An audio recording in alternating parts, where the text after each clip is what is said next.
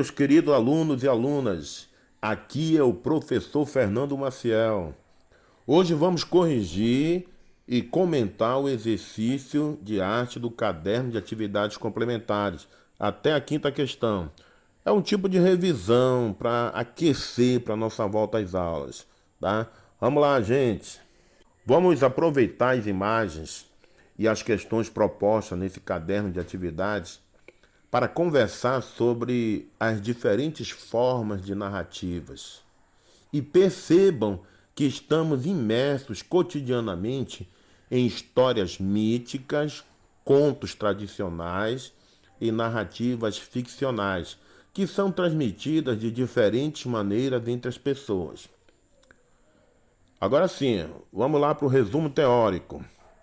Ainda hoje, muitas histórias são contadas por meio de imagens, porém de outras maneiras, como histórias em quadrinhos, HQ e as animações, por exemplo.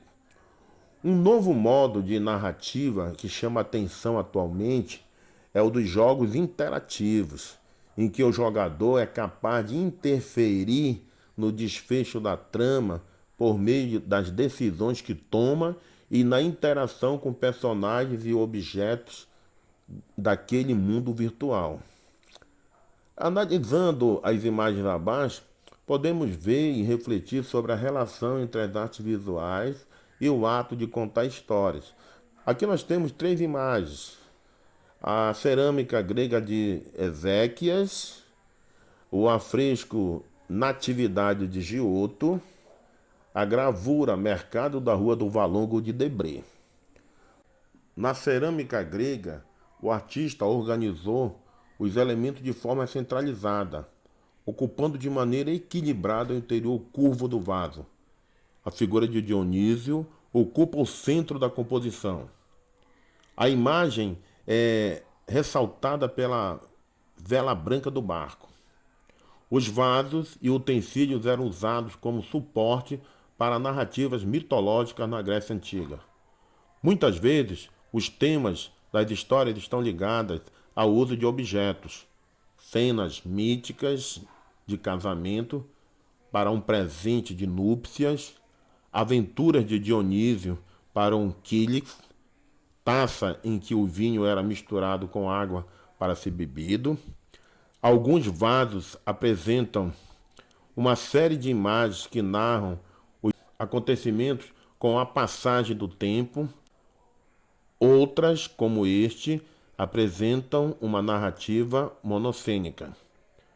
No afresco Natividade, Giotto pintou as cenas da história da vida de Cristo.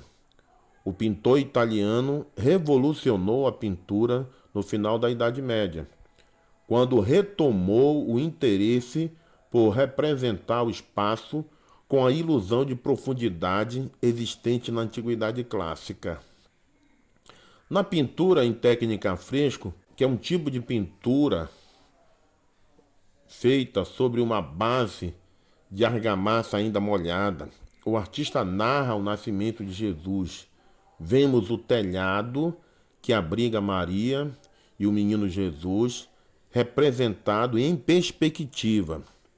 O que mais Giotto revela sobre o nascimento de Cristo nessa imagem? Observe, analise e veja o que mais você consegue observar. Na gravura Mercado da Rua do Valongo, Debré se dedicou a narrar a complexidade da realidade social que encontrou no Rio de Janeiro. Descreveu a crueldade do sistema escravagista, mostrou em suas gravuras que os negros realizavam todos os trabalhos, dos mais brutais, que exigiam grande esforço físico, aos serviços de venda na rua, e que dominavam a vida urbana da metrópole. O artista somou texto descritivo às imagens coloridas muito detalhadas. O título de seu livro aponta para essa complementaridade das informações pitoresca relativa à pintura histórica, em referência ao relato metódico de tudo que observou. As imagens que ilustram seu livro, Viagem Pitoresca Histórica ao Brasil, se tornaram documentos para o entendimento da formação de nossa sociedade, por narrar os costumes dos brasileiros no começo do século XIX. Vamos lá para a questão de número 1. Em 19 de março de 2018, o Shopping Metrópole Ananindeua recebeu o Museu Itinerante Mistérios do Antigo Egito, Terra Santa e Pompeia, que consiste em uma exposição de peças arqueológicas entre 70 originais e 60 réplicas, pertencentes a períodos distintos do Antigo Egito. Assim, os paraenses tiveram oportunidade de visualizar um panorama de 3.000 anos de arte de uma das primeiras civilizações da história.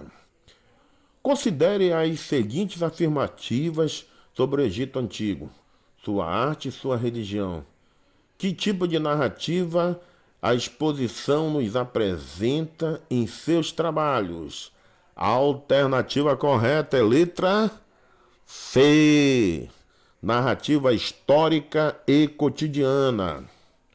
Bem, veja que na situação problema do caderno de atividade já podemos encontrar a alternativa correta, onde diz: as peças arqueológicas são importantes, pois nos revelam a história e o cotidiano de algumas culturas, especialmente naquelas em que não há escrita, onde as histórias são passadas oralmente de uma geração a outra de forma de poemas, lendas e canções. Além de se perpetuar por meio da oralidade, as narrativas tradicionais também são transmitidas por intermédio das imagens. Mas é importante lembrar que no Egito Antigo, a arte era subsidiária da religião. Ou seja, a arte só existia em função da religião. No entanto, as peças exibidas na exposição Museu Itinerante Mistério do Antigo Egito, Terra Santa e Pompeia relatam a história e a vida cotidiana do Antigo Egito. Vamos para a segunda questão. Na obra Natividade, do artista italiano Giotto, que tipo de narrativa e que cena o artista narra? Alternativa B. Pintura da história do nascimento de Cristo. No afresco, a Natividade, Giotto narra o nascimento de Jesus. O artista pintou as cenas da história do nascimento de Cristo. Podemos também considerar uma narrativa religiosa, pois essa história está ligada à Bíblia. O Papa Gregório Magno, ao organizar e definir uma série de condutas para o ritual cristão no final do século VI, defendeu que as imagens poderiam ser usadas como narrativa ilustrada para os membros da igreja que não sabiam ler nem escrever. Por isso, as imagens deveriam ser claras, simples e se concentrar no essencial, de modo a obter o resultado didático pretendido. A partir dessa regulamentação, foi elaborada uma iconografia cristã baseada na vida de Cristo ou em passagens bíblicas. Questão de número 3. Na obra Mercado da Rua do Valongo, o artista representa a complexidade da realidade social que encontrou no Rio de Janeiro. O que ele descreve nessa obra? A alternativa correta, letra A. A crueldade do sistema escravista.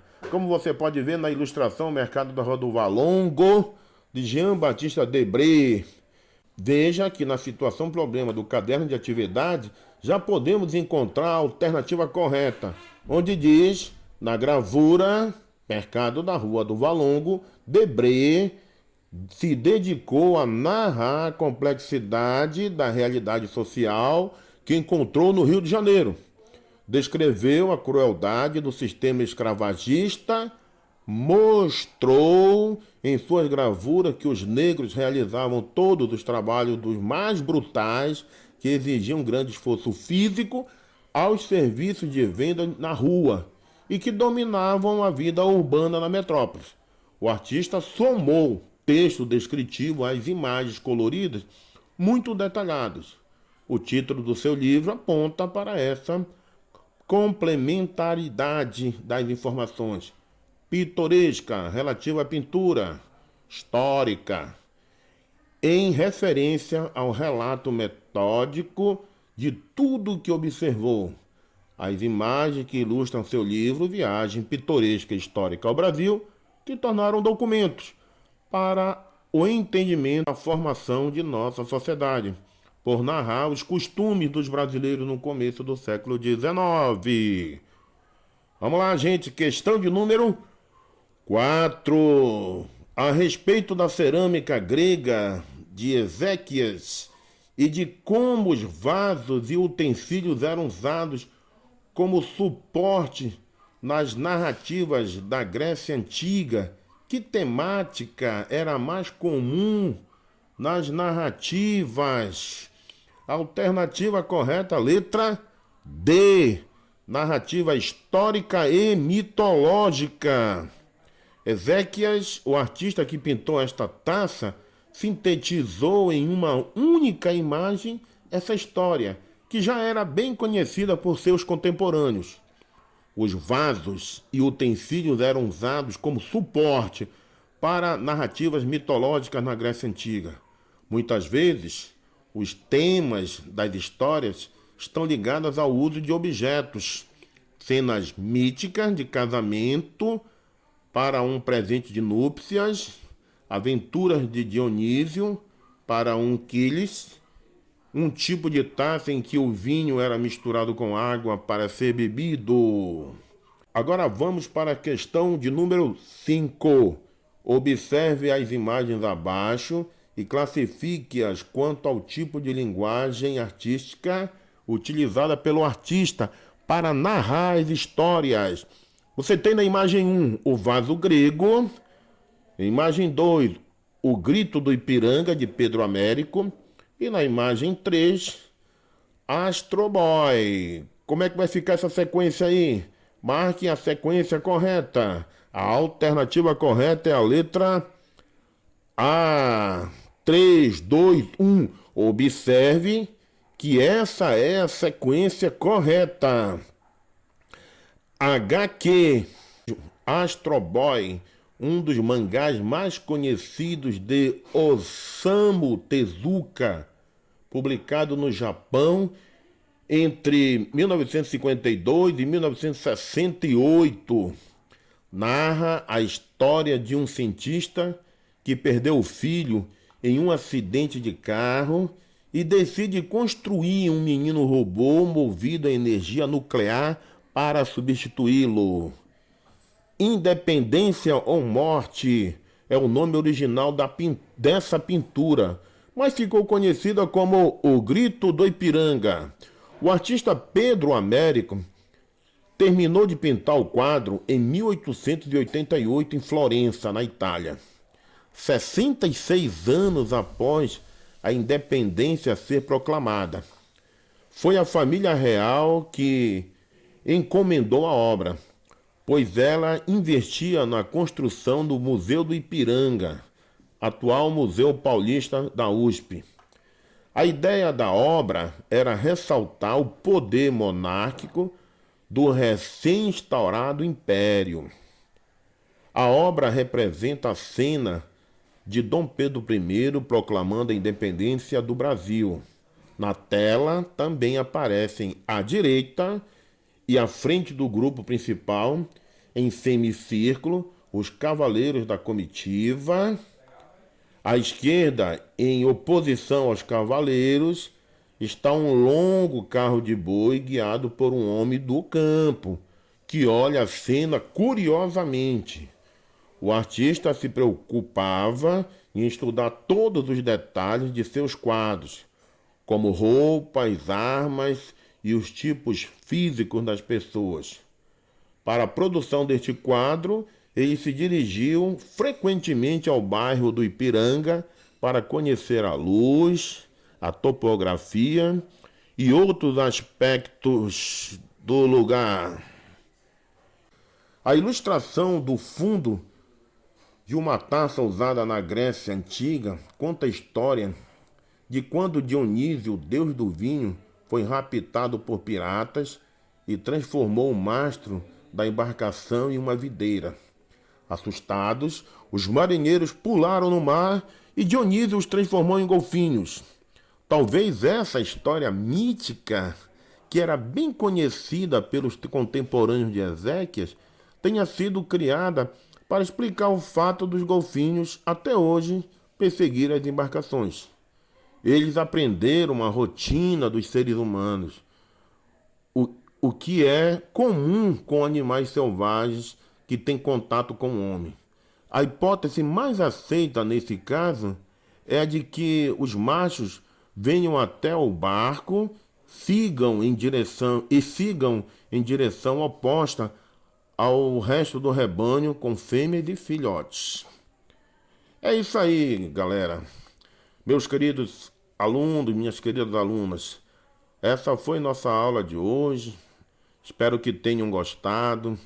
Estou procurando dar o melhor de mim nesse momento para estimular vocês e ajudá-los a superar essa fase de nossa vida. Quero contar com a participação de todos. Estarei acompanhando vocês pelo Facebook, que é o nosso canal de comunicação. E um abraço a todos. Fiquem todos com Deus. Até mais.